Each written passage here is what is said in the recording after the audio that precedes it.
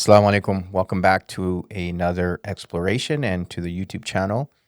As always, appreciate you joining. I will be today talking about another exploration around the maternal instinct. Now and then you see someone make a choice that brings more difficulty and at times suffering. So the natural thing to ask oneself is why choose a harder path? But those who willingly walk into discomfort for the sake of growth and purpose, the answer reveals itself in time. I find myself reflecting on this as I witness my wife take on her own struggle, one that is both ancient and deeply human. So, in our 40s, settled in a new home, having traveled the world and built a comfortable life, we reached a moment that many would consider a plateau of ease. Yet, both of us chose paths that disrupted comfort. I stepped away from a career that provided stability to pursue work grounded in meaning. My wife chose to pursue motherhood, a calling she has carried for years. And as she embraces the physical, emotional, and spiritual transformation this journey demands, I am moved in ways I did not anticipate. There's something profoundly inspiring about watching someone pursue something meaningful, especially when it asks everything of them. There is a unique power and growth that arises when someone willingly faces hardship. There's agency in that surrender. And when someone leans into the archetypical call, whether it is the call to purpose, the call to fatherhood, or in this case, the sacred call to motherhood, what emerges is a transformed human being. And as a psychologist, I've always been fascinated by how resistance intensifies suffering. The more we push against the natural flow of life, the heavier everything feels, and energy is finite. So wasting it on resisting reality only drains our soul. But when we meet reality with humility, energy becomes the currency of transformation. The maternal instinct is biological, but it is also spiritual, archetypical, and deeply embedded in the human story. In a world that prizes convenience over sacrifice, this biological drive is often minimized or even mocked as we see it all around us nowadays. Many women struggle against it, not because it lacks value, but because we are told to transcend our own nature. So, what I'm witnessing with my wife, however, is what happens when someone answers that instinct instead of resisting it. It becomes a portal into something elegant, purposeful, and deeply aligned. But as with all gifts, there is a shadow. The maternal instinct, when unbalanced, can turn into the devouring mother, the archetype of overprotection, enmeshment, and emotional overindulgence.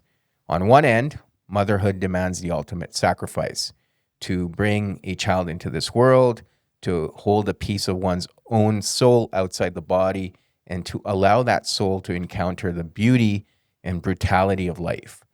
Growth requires exposure to reality, not insulation from it. On the other end, when a mother shields her child from every discomfort, she's not protecting the child. She's protecting her own ego. The child remains unequipped, fragile, and unable to hold the complexity of the world. The heartbreak is that no one grows, neither the mother nor the child. So, true sacrifice is the opposite. It is the diminishing of one's ego to allow something new and profound to emerge.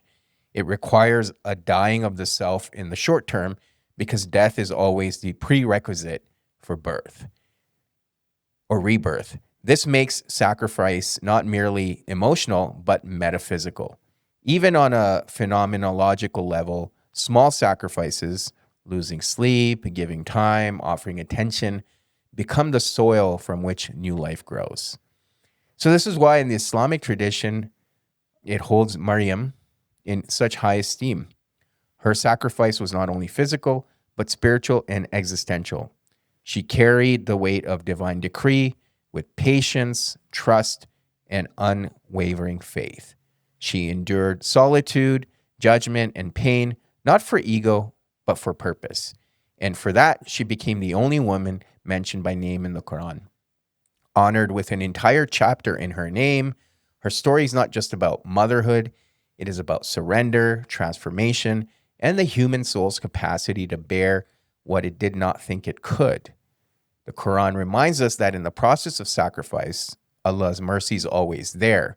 And in our most difficult moments, He showers us with that mercy, which is a sign of acceptance. The Quran captures this moment with a tenderness and depth that speaks to every soul that has ever endured hardship. So in Surah Maryam, which is the 19th surah, I will read the English translation of the ayahs 23 to 30. Then the pains of labor drove her to the trunk of a palm tree. She cried, "Alas, I wish I had died before this and was a thing long forgotten." So a voice reassured her from below her, "Do not grieve, your Lord has provided a stream at your feet. And shake the trunk of this palm tree towards you. It will drop fresh, ripe dates upon you. So eat and drink and put your heart at ease. But if you see any of the people, say, I have vowed silence to the most compassionate, so I'm not talking to anyone today." Then she returned to her people, carrying him. They said in shock, "O Mary, you have certainly done a horrible thing. O sister of Aaron, your father was not an indecent man, nor was your mother unchaste." She pointed to the baby. They exclaimed, "How can we talk to someone who is an infant in the cradle?" Jesus declared, "I am truly a servant of Allah. He has destined me to be given the scripture and to be a prophet." So witnessing my wife's journey has reminded me of this sacred pattern: surrender, sacrifice, transformation. It is the world's oldest rhythm, and it is truly a thing of beauty to behold. When we answer our call, we not only transform ourselves, we also transform the world around us. So again, thank you for checking out this exploration. As always, if you enjoy it, please subscribe to the channel.